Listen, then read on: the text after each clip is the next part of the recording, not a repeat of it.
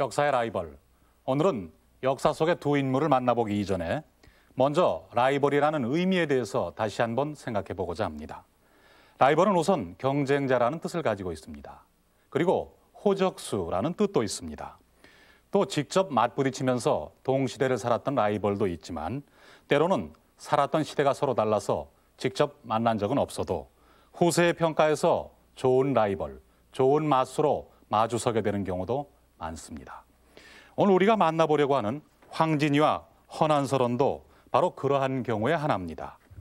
황진이와 헌안설원, 이 두 여성이 살았던 시기를 보면은 약 반세기가량의 차이가 있습니다. 하지만 두 사람 모두 여성으로 살기에는 가장 힘들고 어려운 남성 중심의 시대였던 조선조에 태어나 살면서 나름대로 그 시대를 극복하고 조선 최고의 여류 시인으로 그 이름들을 남겼습니다. 그 가운데서도 어떤 이는 난설원을 조선 최고의 여류 시인으로 꼽는가 하면은 또 어떤 이는 황진이 이후에 황진이 없다라는 찬사로 황진이를 꼽기도 합니다.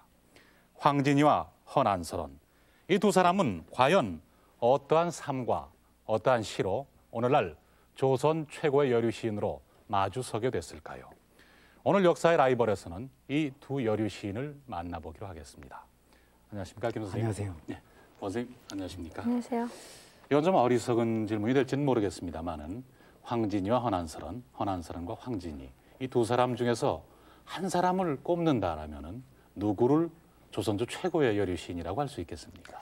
단연 황진이죠. 황진이요. 예, 황진이는 이미 시조문학의 으뜸이라고 평가가 네. 나와 있고 또 교과서에도 뭐 청산리 벽계수야, 그다음에 동지딸 기나긴 밤 이런 네. 시조 한 구절쯤은 보통 사람도 다 외우고 있지 않습니까? 그러니까 애송되는 시조를 가지고 있다는 게 그만큼 뛰어난 시인이라는 거죠. 말이죠. 예. 그리고 또 하나는 기녀였지 않습니까? 네. 기생이요. 근데 천한 신부님에도 불구하고 자신의 문학적인 재능을 굉장히 열심히 발휘해서 당대의 명기로뿐만 아니라 명시인으로 알려졌기 때문에 저는 단연 황진이라고 생각합니다. 네. 근데 그 황진이가 문학적 기교로서 단연코 우수했다는 점 제가 인정을 합니다. 더군다나 우리말을 알게 썼으니까. 이제 그런데 이 문학적 기교서의 재주라는 것은 그 재주가 어디에 어떤 목적으로 쓰였느냐 하는 그 내용에 따라서 달라지겠습니다. 담겨진 내용이 좋죠. 내용이 좋아야죠. 이제 그런 면에서 본다면은 헌안설원이 훨씬 더 돋보이는 점들이 많습니다. 왜냐하면 거기에는 헌안설원이 한 여인으로서 조선조 시대의 어려운 시대를 살면서 그 자기 자신이 겪었던 아주 슬펐던 괴로웠던 인생이 그대로 담겨져 있고, 또 동시에 자기와 같은 여인의 처지에서 어렵게 사는 사람들의 그 이웃에 대한 그런 애정도 있고, 그리고 낭만적인 그런 내용도 있고, 대단히 그 작품의 그 내용들이 풍부하고 작품 수가 대단히 많습니다. 두 분 선생님의 말씀을 들어보면은 이제 황진이와 헌안설원 두 사람의 시가 물론 모두 이제 나름대로 개성을 갖고 빼어나지만은 역시 거기는 주어진 시대적 혹은 개인적 환경을 어떻게 극복했는가 하는 점이 상당히 중요한 평가의 어떤 척도가 된다라는 말씀이신 것 같은데, 그러면 당시 그 두 여인에게 주어졌던 환경이란 것은 과연 구체적으로 어떤 것이었는지 한번 살펴보도록 하겠습니다.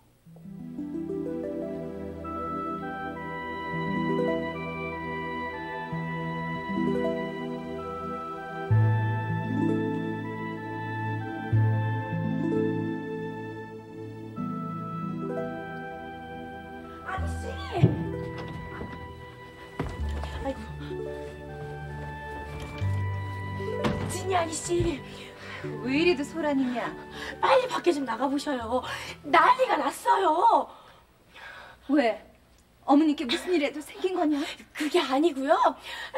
이럴 게 아니라 이리 좀 나가보셔요. 아유, 왜 이러느냐? 글쎄 이리 좀 나가보시라니까요. 아유, 얘가 정말.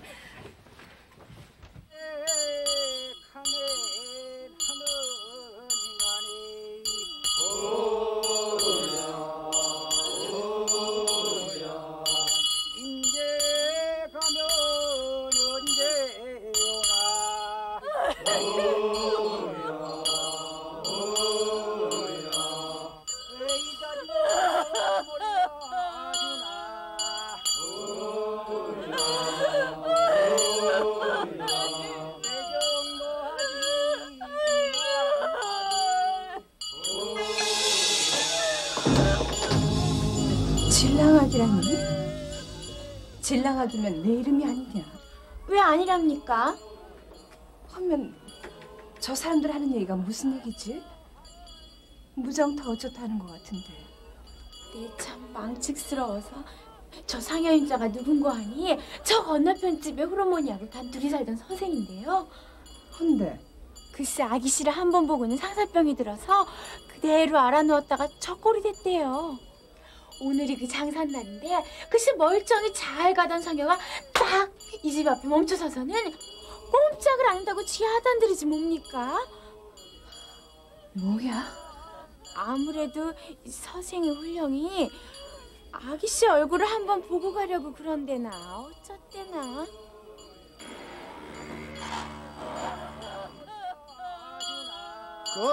당장 때거리가 없어도 책상다리 하고 앉아서 굶어 죽는 게 선비라더니, 아니 그렇게 좋을 양이면은 좋다는 얘기라도 하고 죽지. 그 답답하게 서리 저 혼자 속으로 푹푹 썩이다가 억울하게 혼자 죽어? 그러게 우리 같은 무기력뱅이가 낫지. 예? 저렇게 죽을 양이면 나 같으면 말이야. 그놈의 선비 노릇 거저줘도 안 하겠어. 누가 이래? 에휴.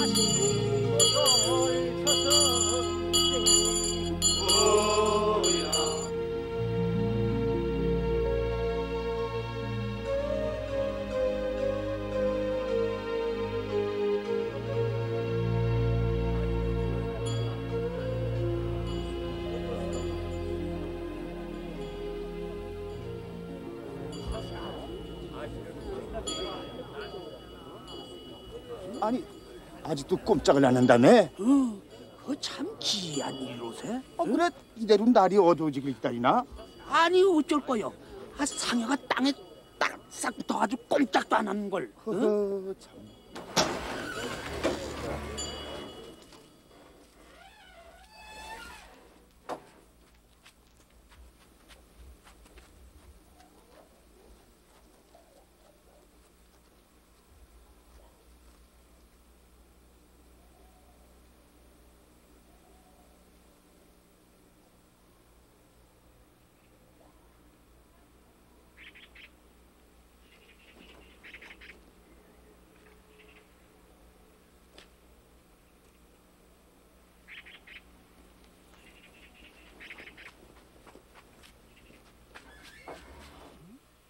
자, 일어서자. 움직인다. 움직인다. 사내가 땅에서 떨어지는구만. 세상에. 그들 형이 이제 원을 풀었나 보여.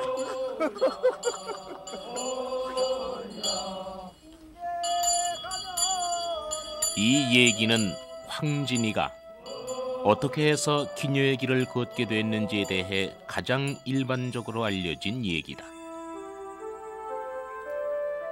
조선 말의 시인이자 문장가였던 김태경의 시문집 소호당집에 따르면 상사병으로 죽은 서생의 상여가 진인의 문전에서 움직이지 않자 진이의 속적삼으로 관을 덮어주었다. 그제서야 상여가 움직이자 황진이가 크게 감동하고는 뜻한 바 있어 기녀가 됐다고 기록되어 있다. 이미 도령에게 마음을 준 것이나 다름이 없으니 평범한 여인으로 살아가길 포기한다는 것이다. 이러한 황진이가 정확히 언제 어떠한 신분으로 태어나 어떠한 가정 환경에서 자랐는지는 확실치 않다. 다만 16세기 초인 중종조를 주무대로 살았었다는 것을 기록에서 볼 수 있다. 이는 16세기 후반 선조조를 주무대로 살았던 난설헌보다 약 40-50년 정도 앞선 때다. 당대의 문벌가였던 양천 허씨 집안의 딸로 태어난 난설헌은 더할 나위 없는 가정 환경과 교육 환경 속에서 자랐다. 아버지 허엽과 오라비인 허성과 허봉, 그리고 후에 홍길동전으로 이름을 날리게 되는 동생 허균, 모두가 뛰어난 정치가요 문장가들이었고 난설헌 역시 어릴 때부터 뛰어난 시제로 이름을 날렸다.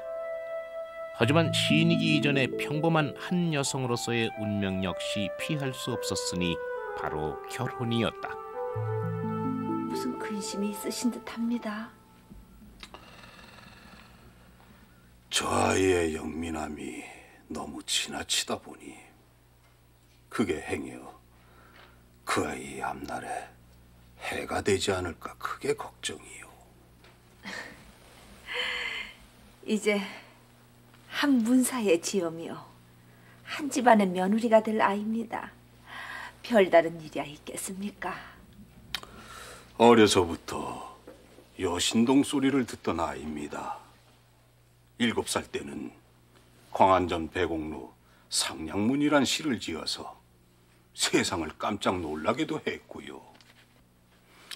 내 오죽하면 그 아이에게 글을 가르치지 않으려고까지 했으나 이미 어깨너머로 배운 글이 지 오래비들을 따르고 있지 않습니까? 아버지 허엽의 근심은 당연한 것이었다. 당시는 여성의 무식함이 오히려 덕이 되던 시대였다. 이덕무는 사소절에서 여자가 시사를 지어 밖으로 전파해서는 안 된다고 했고, 실학자인 이익은 성호사설에서 여자에게 글을 가르치면 폐해가 무궁하리라고 했다. 심지어는 세출하해서 여성들이 지은 글은 태워버리거나 물에 씻어버리기도 했다. 말은 어찌하라 했느냐? 말은 가려서 할 것이니 아첨하는 말은 하지 말 것이며 충분히 생각하지 않은 말을 하지 말 것이며 농담기 어린 말도 하지 말 것이며 품이 없는 말도 하지 말라 했습니다. 밥을 먹을 때는 어찌 먹으라 했느냐? 밥은 배부르게 먹지 말 것이며 밥을 꽉꽉 눌러 먹지 말 것이며 밥을 젓가락으로 헤쳐서 먹지 말 것이며 국 같은 것은 소리내어 들이마시지 말 것이며 쩍쩍 소리내어 먹지 말 것이며 고기를 한번 베어 이로 베어 먹다가 도로 그릇에 넣지 말 것이며 국건더기를 젓가락으로 건져 먹지 말 것이며 몸 가짐은 어찌 가지라 했느냐? 가려워도 긁지 말 것이며 큰 기침을 하지 말 것이며 기지개를 켜지 말 것이며 코를 풀지 말 것이며 침을 뱉지 말 것이며. 자, 그 구체적인 동기는 어떻든 간에 말이죠. 황진이는 기녀로 살아갈 수밖에 없는 그런 운명이었던 것 같아요. 말이죠. 헌한설의 경우는 더없이 좋은 집안에서 더없이 그 훌륭한 형제들과 함께 자라난 양반가의 규수였다라는 점에서 그 두 여성의 출발점부터 크게 엇갈린다고 보거든요. 그런데 어떻습니까? 이게 그런 환경이었는데 과연 시인으로 입신하기에 황진이의 경우와 헌한설의 경우 어느 쪽이 더 힘들었다고 볼 수 있을까요? 제 생각은 우리가 여성들의 그 조선조 시대의 여성들의 그 환경이라는 것을 양반 가문이다, 또는 상민이나 천민계층으로 태어났다, 이와 같은 그 신분적 차이에서 구별한다는 것은 애초부터 잘못된 생각이 아닌가 생각합니다. 왜냐하면 이 조선조 시대의 여성이라고 하는 것은 자기 자신이 아무리 양반 가문에 태어나서 그렇게 고운 옷 입고 잘 먹고 지낸다고 하더라도 상민계층, 천민계층의 집안에서 태어난 여성과 별 다름이 없었습니다. 이때 여자들이라고 하는 게 기생이 됐다라고 하는 것은 물건처럼 팔려 다닐 수 있는 것이고, 따라서 남자들의 노류장화라는 이름으로 잘 보여야만 자기 그 삶이 안전하게 보장되고, 또 기생들 사이에서도 행숙기생 그래가지고 시집살이가 굉장히 심하거든요. 뭐 아까 헌한설원이 밥을 먹을 때는 어쩌라고 했냐, 행동은 어떻게 하라고 했냐지만 이건 손님을 모시는 거기 때문에 훨씬 더 여러 가지 제약이 더 많았을 거라는 생각이 들어요. 그렇다면 그 안에서 모든 걸 뚫고 시인으로서의 자기 재능을 발휘한다라고 하는 것은 저는 난설원보다는 양반 가문의 그런 여자들보다 훨씬 더 많은 질곡과 울타리와 장애물이 많았는데 극복하고 노류장화 차원으로 떨어지는 것이 아니라 시인으로 남게 됐다라고 하는 것은 대단한 일이라고 생각해요.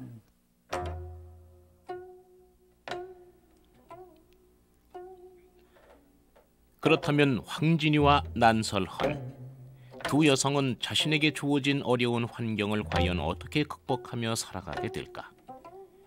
두 여성의 앞날을 예측해 해주는 상징적인 일화들이 있다. 황진이의 일화 중 가장 유명한 것 중 하나가 벽계수와의 일화다.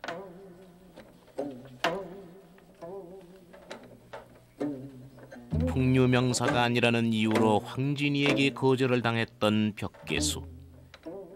벽계수는 자신과 평소 교류가 있던 삼당 시인 이달로부터 황진이의 마음을 끌 수 있는 계책 하나를 얻어듣고는 그것을 그대로 실행에 옮긴다.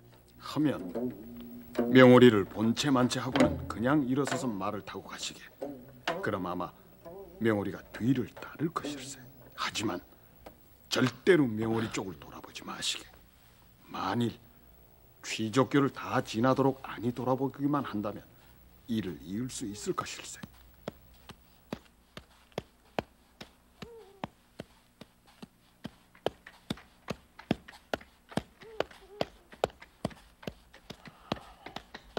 취족교를 다 지날 때까지 절대로 돌아보지 마시게.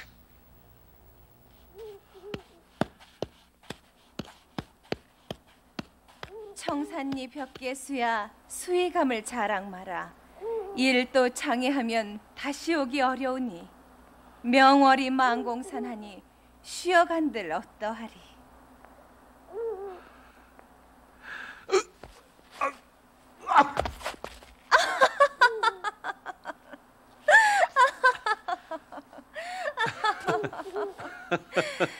천하의 풍류명사입네. 전륜 높은 선비입네. 많고 많다도마는 내 보기엔 그저 집에서 군불이나 떼고 앉았음 딱 좋을 소인배들 뿐이로구나.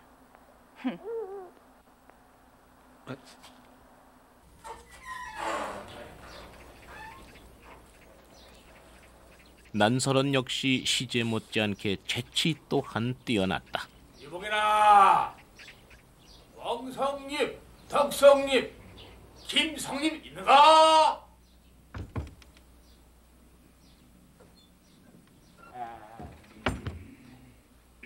어서 오시게나.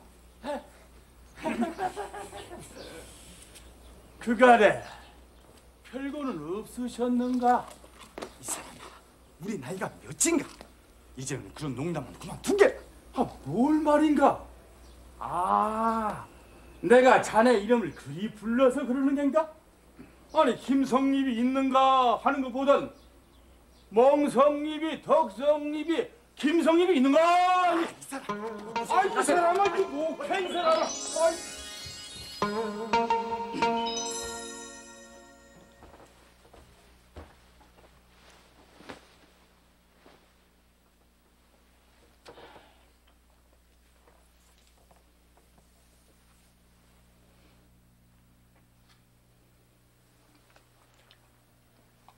더도 들도 말고 그쪽에서 던진 만큼만 받아치시지요. 무슨 말이오? 그분의 함자가 송도람이라 아셨습니까? 그렇소. 그럼 내일은 이리 한번 해보시지요.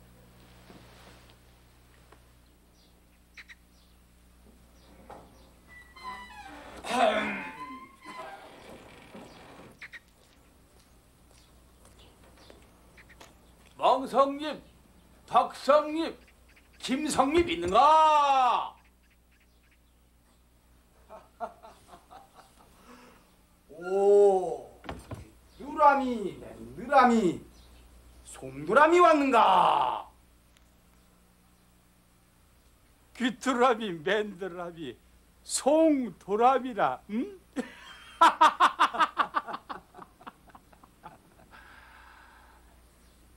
자네 부인한테 배운 모양이로세. 듣던 대로 대단하구만. 헌한설의 그런 재치 같은 거, 재주 같은 게 오히려 그 시댁 식구들이나 말이죠. 남편에게는 좀 불편한 그런 요소는 아니었을까요? 네, 그렇죠. 우리가 그 김성립과의 그 얘기에서 우리가 알 수 있다시피요. 사실 우리가 그 남의 가문 얘기인데요. 이제 함부로 얘기해서는 안 되겠습니다. 어쨌든 김성립이라는 그 남편도요. 사실은 그 훌륭한 분입니다. 그 집이 5대째 그 사람까지 문과에 급제를 했고, 그리고 임진왜란이 일어나면서 그 남편 되는 사람은 전쟁터에 나가가지고서 용감하게 싸우고 전사를 한 분입니다. 이제 그런데 대개 아무리 이제 그런 집안의 남자라고 하더라도 대개 보편적으로 모든 남성들이 그 권위의식이라는 게 대단했죠.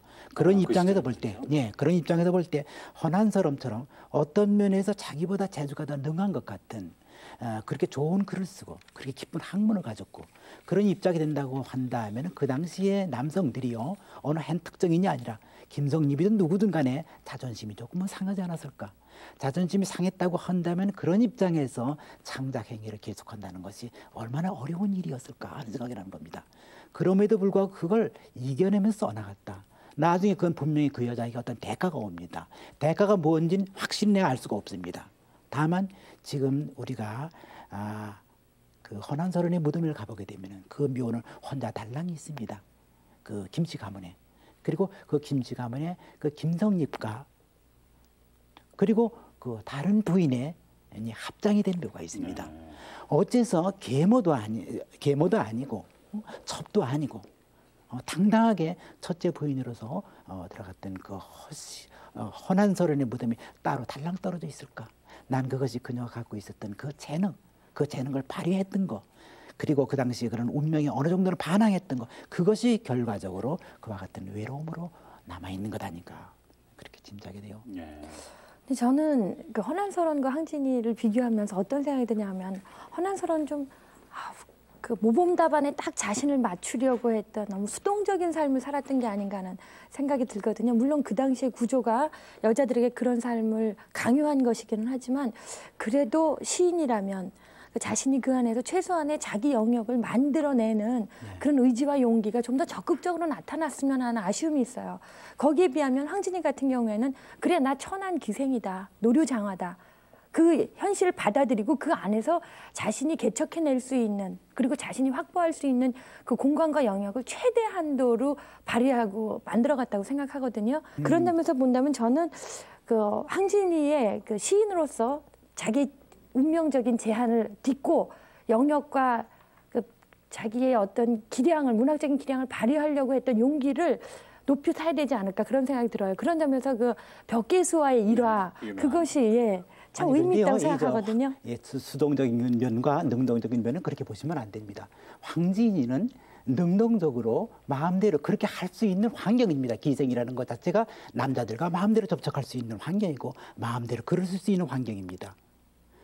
헌한서른은 그 정반대입니다. 그렇게 해서는 안 되는. 그러니까 이성호 선생까지도 여자에게 글을 가르치면 오히려 해가 많다. 이렇게까지 얘기하던 그 시대에 그 여자는 글 공부를 했고 시를 썼고 중문 밖으로 글을 내서는 안 된다고 하지만 계속해서 작품 썼습니다. 그야말로 이 여자야말로 능동적으로 주어진 환경 속에서 자기 운명을 개척해 나가려고 했어요. 그게 정반대입니다. 보시는 거는. 그러니까 저는 이걸 보면서 황진이가 기생이었고 이제 김은정 선생님 얘기하신 것처럼 기녀의 신분으로서의 그 직업적인 내용 같은 걸 다 감안한다 할지라도 그 당시에 남자들에게 대해서 인격적인 대우, 그러니까 내가 기생이라고 해서 그렇게 보지 말고 내가 가지고 있는 문학적인 재능이나 이런 것들을 놓고 우리가 서로 지식인 사회에서 요즘 말로 하면 교류 같은 그런 것들을 꿈꾸고 희망했고 그것을 그런 짝을 찾기 위해서 실천한 여성이라는 생각이 들어요. 그런 점에서 이 사람이 그런 것들을 통해서 시인으로서의 자기 시적인 성장을 이루어가지 않았을까 그런 생각을 하거든요. 어쨌든 이제 허난설원이나 황진이나 그 평범하지 못한 그런 환경에 있었던 건 사실이 아니겠습니까? 좀 어려운 환경에 있었는데 그러면은 그런 환경들을 이겨내고 시인으로서 입신해가는 과정, 그 과정을 한번 보도록 하겠습니다.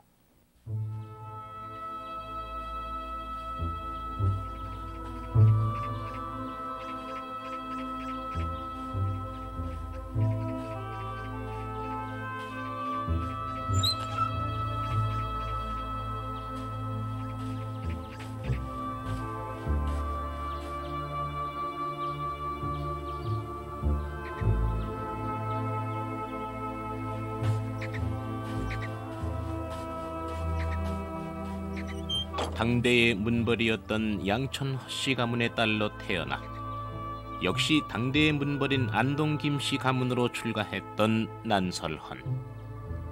하지만 난설헌의 결혼 생활은 그리 평탄치 못했다. 남편 김성립과의 사이가 좋지 못했고 또 시어머니 송씨 부인과도 고부간의 불화가 심했던 것으로 알려져 있다.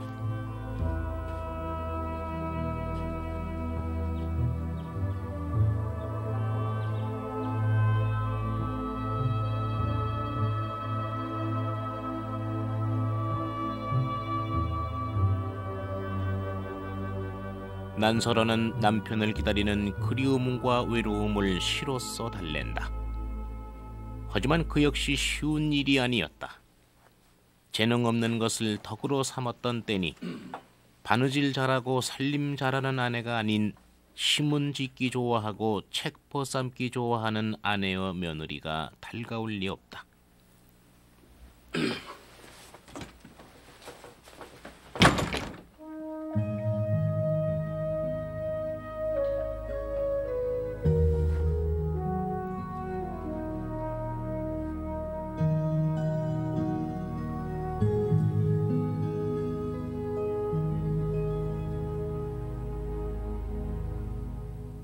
아니 그게 무슨 말이냐? 서방님께서 저배 공부하러 가셔서는 글쎄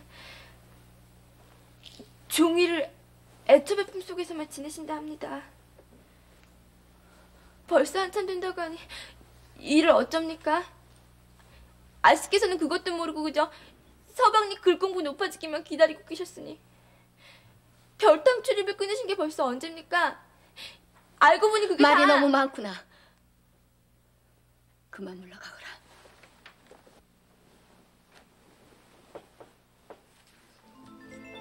시어머님의 기회도 받지 못하고 남편의 사랑도 받지 못하고 그저 별당 한 구석에 자리만 지키고 앉았을 뿐 찾는 이 없으니 이것이 소박되기 신세와 무엇이 다르단 말이냐.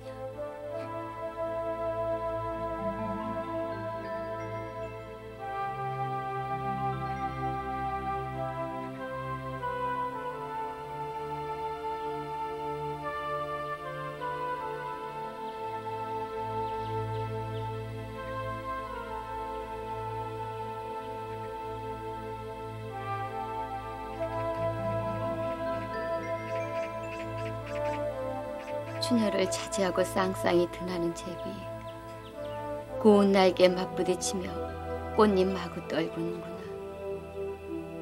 골방서는 눈 빠진 애타는 마음 강남에는 풀 푸른데 소식 없구나.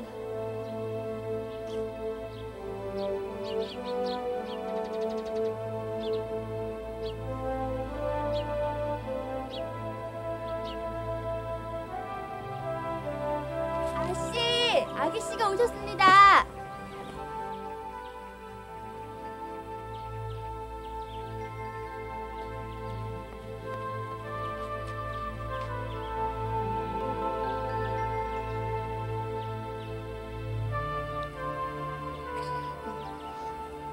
내가 있었구나.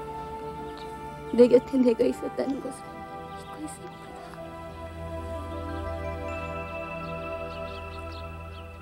하지만 운명은 난설헌에게 어머니의 역할마저 허락하지 않았다.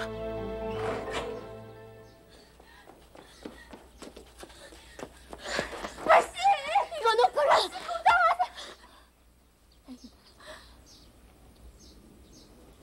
늦었습니다.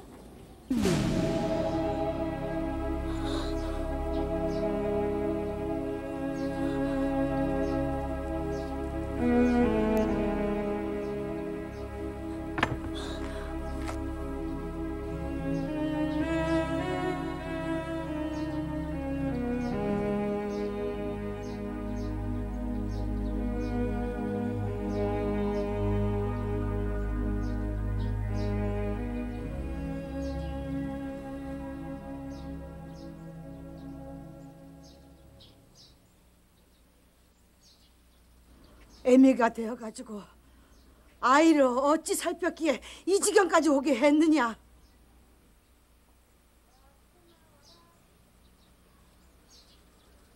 농사가 안 되는 것은 1년에 그치지만 아녀자 하나 잘못 얻는 것은 평생의 흉년이라 했거늘 이게 다 잘난 며느리를 둔 업보 아니겠느냐. 내 죽어 소상을 무슨 면목으로 태할꼬.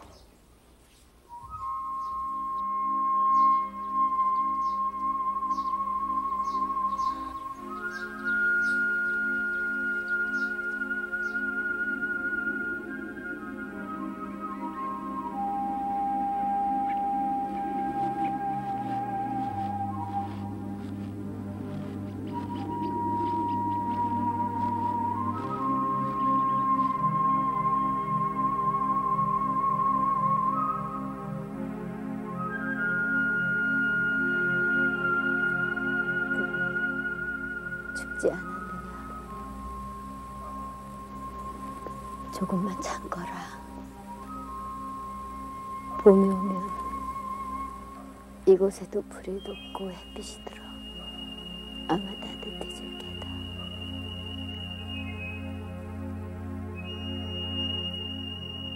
난설헌은 자신의 유일한 희망이자 위안이었던 두 아이마저 해를 연이어 잃게 된다. 지난해엔 귀여운 딸을 잃더니 올해엔 또 아들을 잃었구나. 울며 울며 묻은 흙이 두 무덤으로 마주섰구나.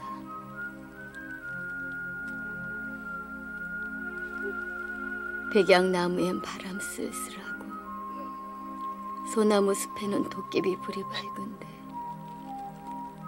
지전으로 너희들 혼을 부르며 맹물 한 잔 부어본다. 내 어찌 모르겠느냐. 밤이면 밤마다 너희들 두 넋이 서로 어울려 노는 것을.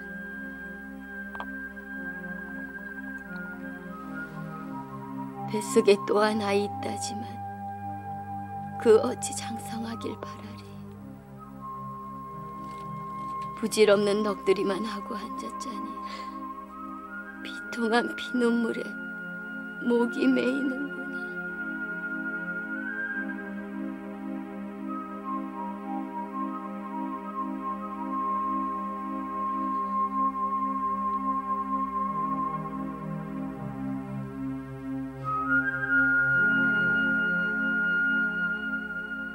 아내로서, 며느리로서, 어머니로서, 즉 한 여성으로서의 모든 길을 잃어버린 난설헌.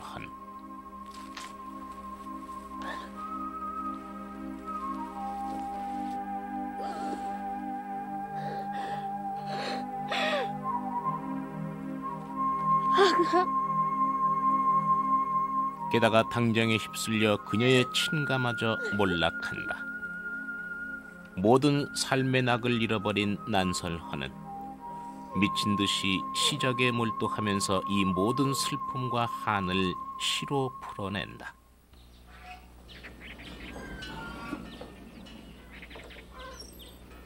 한편 황진이는 수많은 풍류 명사들과 접하면서 때로는 미모와 절창으로, 때로는 즉흥시 한 수로 상대를 굴복시키면서 자유로운 삶을 살아간다. 송도의 명기 명월이라 했는가? 왜? 관심이 가는가? 자네 정도라면 명월이가 거둬줄 수도 있을 걸세.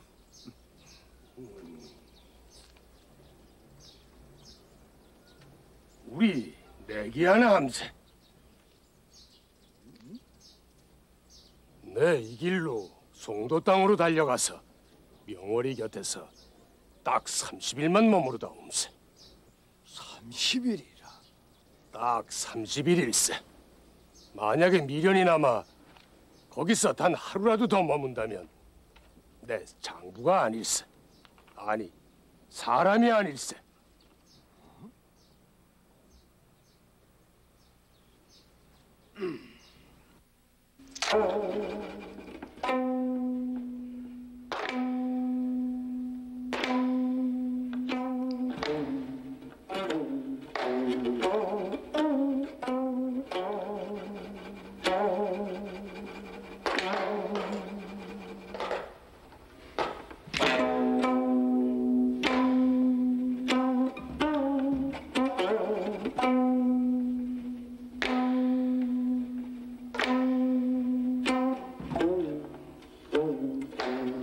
절색은 참으로 절색이로고 게다가 가무며 시제는 또 얼마나 뛰어난가.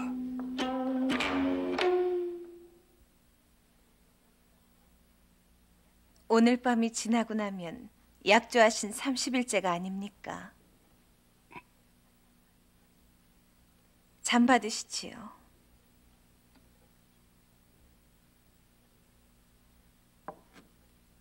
그래, 벌써 그리 됐구나.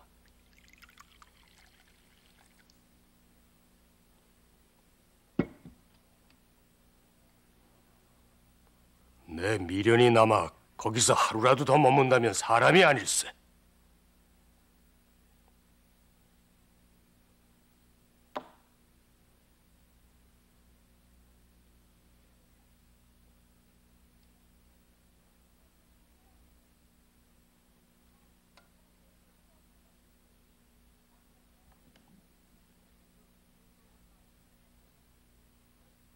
이 밤만 지나면 이별인데 어찌 한마디 없을 수가 있겠습니까?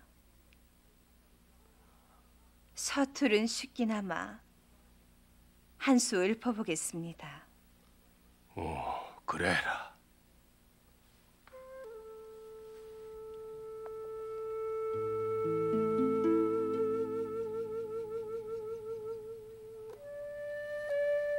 달빛 아래 오동잎은 다 떨어지고 서리빨 속에 들국화는 노랗게 시드는구나. 누각은 높아 하늘에 닿았는데 오가는 술잔은 아무리 취해도 끝이 없네.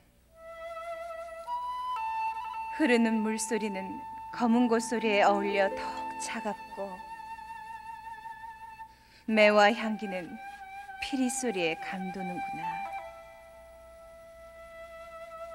내일 아침 우리 이별하면 사무치는 정은 강물처럼 끝이 없으리.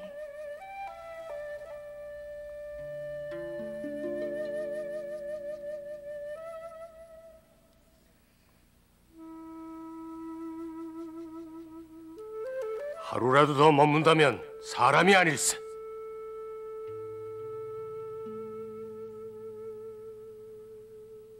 내 사람이 아니다. 예? 내 사람이 아니라고 했네.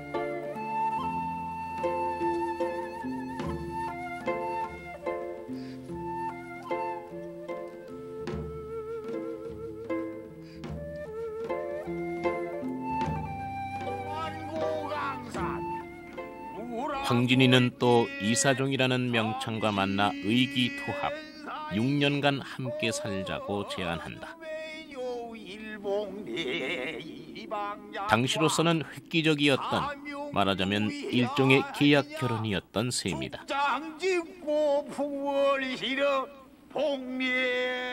또한 당시 재상의 아들이었던 이생과 함께 축장망해 차림으로 금강산 유람에 나서 때로는 기리잠을 자기도 하고 때로는 걸식도 해가면서 당시로서는 남자들도 엄두내기 어려운 전국 편답길에 오른다. 그리고 이런 속에서 양반들이나 규방의 아내자들에게선 볼 수 없는 솔직하고도 진솔한 시, 특히 시조로 독보적인 자리를 굳혀나간다. 하나 알같이 도사이고. 그 헌안설원은 자신의 슬픔과 한을 이기기 위해서 혼자 시작에 몰두함으로써 많은 시를 남겼고, 황진이는 자신의 그 자유분방한 삶을 살아가면서 그 자유롭고 솔직한 감정을 사람들 속에 그때그때 풀어냄으로써 많은 시를 썼다라는 그런 느낌을 받게 되거든요. 과연 그 시인이라는 게 그냥 뭐 음풍농월만 하는 사람들이 아니고 자신의 삶, 어떤 자신의 시대를 극복하는 사람이라는 점에서, 그런 정신의 소유자라는 그런 점에서 볼 때 어느 쪽이 더 훌륭한 시인이었을까? 궁극적으로 말이죠. 네, 삶과 관련해서요. 네. 예. 저는 이제 헌안설원과 황진이를 비교함에 있어서 이 둘의 상황이 바뀌었다고 한다면은 어떻게 됐을까 생각을 해봤어요. 네. 만약에 헌안설원이 황진이의 삶에 들어왔다고 하면 헌안설원 같은 대응 방식으로는 나는 왜 기녀가 되었을까? 그리고 그 기녀가 된 그 삶에 대한 한 이런 것들을 생각하면서 시를 썼을 테고 그렇게 했을 것 같아요. 근데 황진이 같은 경우에는 기녀가 된 현실을 그냥 당당이라기보다 어쨌든 현실을 인정하는 거예요. 그래 좋다, 난 기녀다, 노류장하고 사람들이 비난할 거고 노후가 어떻게 될지 난 생각 못한다. 그러나 지금 주어진 것에서 자기가 뭐 금강산 유람도 하고 또 마음에 맞는 사람하고 얼마 동안 계약 결혼을 하기도 하고. 근데 그 당시에 계약 결혼이라고 하는 것이 그 요즘 얘기하는 거하고는 좀 다르겠지만 어찌됐든 자기의 주어진 삶에 있어서 긍정적이고 자기 타고난 재능 같은 것들을 발휘하는 것에 늘 결합시키면서 적극적으로 인생을 살았다고 생각이 들어요. 저는 시인으로서 이게 굉장히 바람직한 자세가 아니었는가 싶거든요. 그런 점에서 저는 그러니까 이것이 황진이가 실존했던 인물이고 그 사람이 했던 행적이 이게 다 맞는 것이냐 아니냐를 떠나서 이것을 현대적인 의미로 재해석해 볼 때 황진이적인 여성적인 삶의 하나의 모델을 발견하게 되는 거죠. 우리나라에서는 여성들이 문학을 하기에는, 여성들 중에서 기녀들이 문학을 하기에는 좋은 조건이었습니다. 그래서 우리나라에는 이 기방문학이라는 것이 발달되어 왔습니다. 왜냐하면 그 자리가 그 노기들이 동기들부터 시를 가르칩니다. 그리고 거기서 연습을 하고 창작을 해야 되는 겁니다. 그러니까 저절로 그것이 비록 어떤 좋지 못한 대표적인 문화의 일면을 가지고 있기는 하지만 기방문학이라는 것은 말하자면 문학을 할 수 있는 좋은 여건이 있었습니다. 그와 반면에 이 양반의 교수들은 참 문학을 하기 어려웠습니다. 물론 양반의 가문의 여자들이 시를 쓰긴 썼습니다. 썼지만은 좋은 시를 쓰고 많은 시를 쓰고 발표를 할 기회는 그런데 주어지질 않습니다. 결국 그러니까 나중에 자기 시를 불살라버린다든가 이런 사건이 벌어지게 됩니다. 이제 그런 면에서 본다면 이 헌안설원이 참 어려운 환경 속에서 창작행위를 해나갔어요. 그리고 그 창작행위라는 것이요, 그걸 써가지고 누구한테 보이려고 한 게 아닙니다. 그야말로 자기 자신의 어려운 환경을 극복하고 자기 자신이 도피할 수 있는 또 하나의 새로운 세계를 창조하기 위해서 시에 몰두한 겁니다. 그래가지고 자기 자신을 완전 시 창작행위를 통해서 불살라버렸어요. 그래 일찍 간 겁니다. 그런데 뭐 사실 이제 지금 하신 말씀들이 사실은 우리 오늘날 우리들의 시각으로 보는 이제 그런 견해라는 말씀이거든요. 그렇죠. 동시대에 바로 그 자신들, 헌안설원과 황진이, 그 두 사람 자신이 과연 자신들의 삶과 시를 어떻게 평가하고 있었느냐, 스스로 말이죠. 그리고 또 그 사람들이 이제 자신들의 삶을 어떻게 끝맺음했는지 한번 보는 게 좋겠습니다. 황진이가 당대의 석학이었던 서화담을 흠모해 검은고와 술을 걸러들고 화담 정사를 자주 찾았다는 기록은 여러 곳에서 보인다.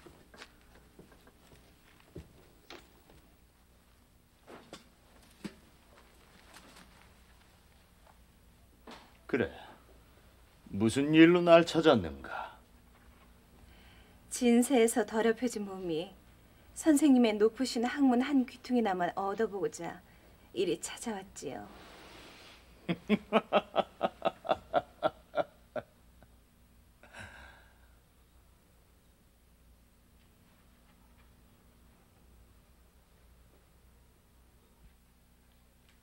아이고 배야, 아이고 배야. 아니, 아이고 배야, 아이고 갑자기 배야, 왜 그러는가? 모르겠사옵니다. 아무래도 저녁 먹은 게 잘못된 것 같사옵니다. 아이고 배야, 아이고, 아이고. 그래가지고서야 어찌 돌아갈 수가 있겠는가? 아이고 배야, 아이고, 아이고, 죽네. 아이고 배야, 아이고, 아이고, 배야. 이거 아무래도 안 되겠구만. 아이고,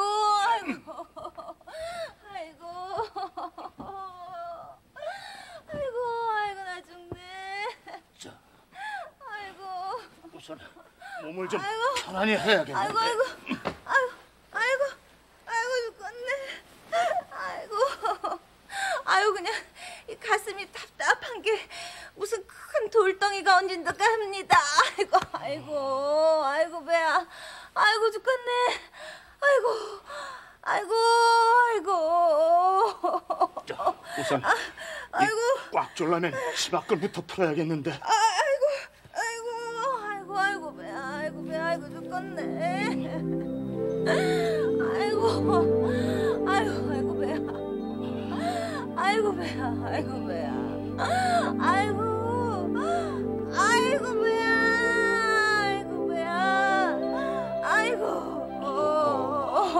그러게 좀 조심하지 않고서는.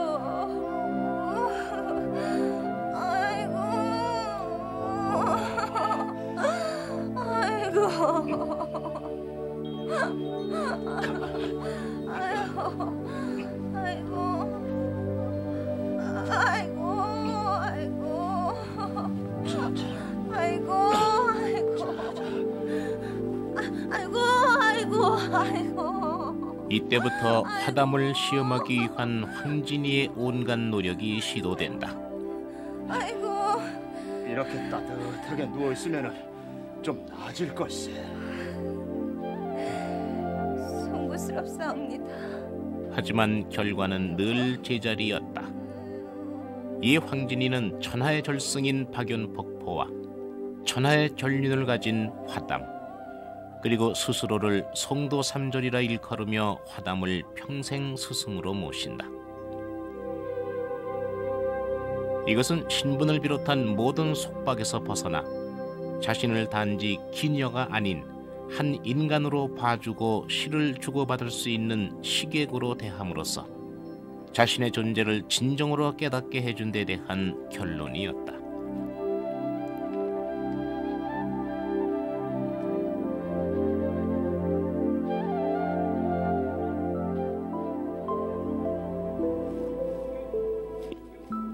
이후 황진이는 천하를 방랑하다가 세상을 향해 던지듯 유언 한마디를 남겨놓고 일생을 나 마친다. 때문에 천하의 남자들이 자신들을 자해치 못했으니 내 죽거든 관을 쓰지 말고 시체를 동문 밖 물가에 버려두었다가 개미와 벌레의 밥이 되게 해 천하의 여자들로 하여금 경계토록 해주시오. 기녀라는 신분 때문이었는지 현재 전해지고 있는 황진이의 작품은 시조 5수, 한시 7수 정도가 고작이다. 하지만 황진이의 시는 비록 작품 수는 적지만 가장 빛나는 시조 시인이라는 찬사를 황진이에게 남기고 있다.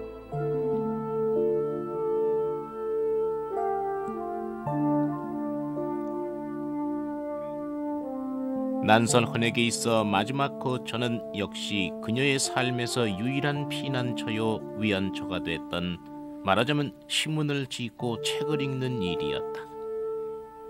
난설헌은 시를 통해 현실에서 못다 이룬 자신의 꿈을 이룬다. 그리고 마침내 신선의 세계로까지 탈출한다.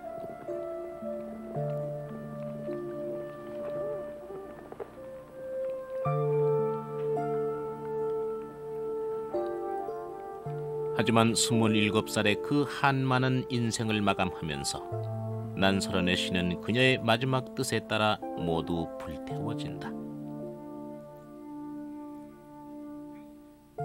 난설원의 시가 후세에 전해지게 된 것은 동생 허균에 의해서였다. 자신이 보관하고 있던 시를 정리해 난설원 집을 엮은 것이다. 그리고 이것이 중국과 일본에 전해지면서 폭발적인 인기를 얻게 됐다.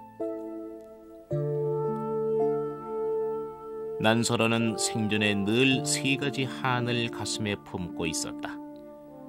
하나는 좁디 좁은 조선 땅에 태어난 것이요, 또 하나는 여자로 태어난 것이요, 또 하나는 자신을 이해해주는 남편을 만나지 못한 것이었다. 시대의 굴레에 묶여 자신이 살았던 당대에는 아이들 곁에 그저 작은 무덤 하나로만 남을 수 있었던 난설헌. 하지만 자신의 시를 불태워달라는 마지막 유언 속에서도 불타지 않고 남아 전해지고 있는 240여 수의 주옥 같은 한시는 조선 최고의 여류 한시로 찬사받고 있다. 저는 다른 것보다도 그 두 사람이 남긴 유언, 그 참 네. 인상적이거든요.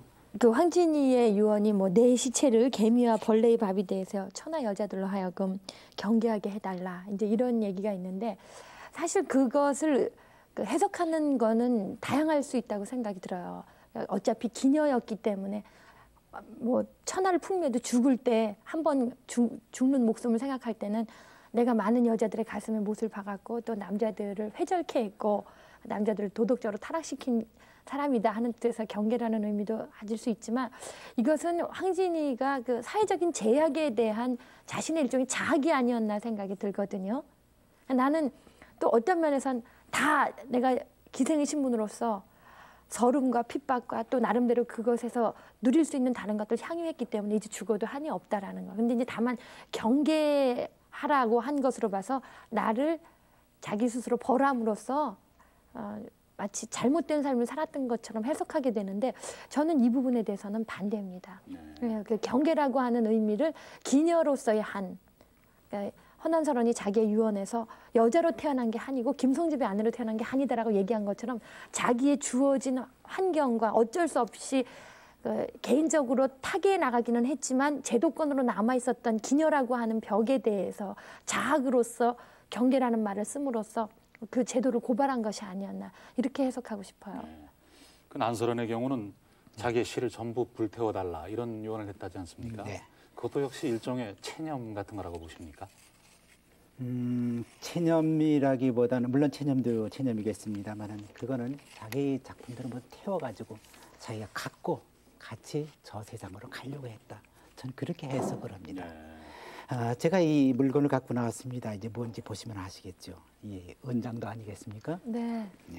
이 헌한설원 같은 여자가 시집갈 때 이걸 가지고 갔겠죠. 이게요, 제 손에 쥐기도 불편합니다.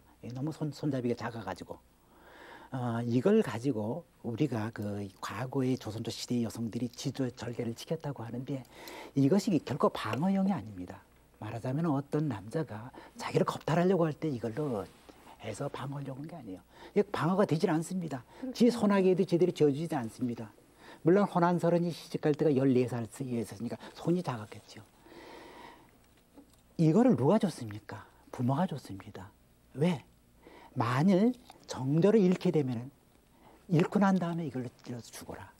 또 잃기 전에 이걸로 자기 가슴에 찔러서 죽어라 이겁니다. 물론 요즘 세상 같으면 어느 누구도 이런 거 들고 다니질 않습니다. 그런데 부모님이 자기 딸한테까지 가혹하게 내가 만일 정조를 잃게 될 때 또는 잃기 전에 위험이 닥쳐올 때는 이걸로 찔러 죽어라. 이만큼 가혹한 시대의 헌한설이가 과연 그 시대에 무엇을 할 수 있었겠습니까? 그럼에도 불구하고 쓰지 말라는 시를 썼어요. 그 제도 하에선 쓰지 말라는 겁니다. 잘난 척 하지 말라는 겁니다. 그런데 그걸 썼어요. 결국 나중에 이 여인도 물론 몸도 약했을지 모르겠지만 이제 자기가 죽을 운명이라는 건 어느 정도는 예상했을지 모릅니다. 언제 죽든 간에. 그래서 죽고 난 다음에 그 작품이 뭐가 됐을까요? 그 건방진 며느리. 그 며느리가 남긴 그 작품들을 그 집에서 시댁에서 어떻게 했을까? 확실히 알 수가 없습니다. 어쨌든 그 잘난 척하는 며느리가 남긴 재산이라는 것은 글 같은 것은 아마 휴지 조각밖에 더 됐겠습니까? 남아 있었으면은. 그렇게 되면은 다 불살라 버리는 거죠. 그 자기 분신입니다. 그거는 어디에다 발표하려고 쓴 것도 아니니까 갖고 가는 겁니다. 그런 의미에서 불살라 버리지 않았을까 하는 생각이 나요. 그리고 다만 그 친정집에 있던 것만 나중에 작품으로 묶여서 나왔죠. 헌안설원과 황진이, 이 두 사람은 우선 신분부터가 달랐고 자라나고 살았던 환경이 달랐고 시에 대한 평가 역시 다를 수밖에 없었습니다. 그렇지만 그 두 사람은 모두가 각자가 처한 위치에서 자기의 운명을 극복해냈습니다. 그래서 오늘날 두 사람은 조선조의 대표적 여류시인, 즉 한 사람은 규방문학의 1인자, 또 한 사람은 소위 기녀문학의 1인자로 그 이름을 남기고 있습니다.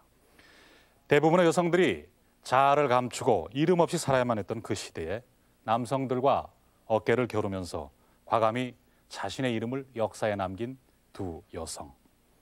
황진이와 헌안설원. 이 두 사람은 조선 여류문학사에 있어서 가장 으뜸 가는 대표적인 마수라고 할 수 있겠습니다.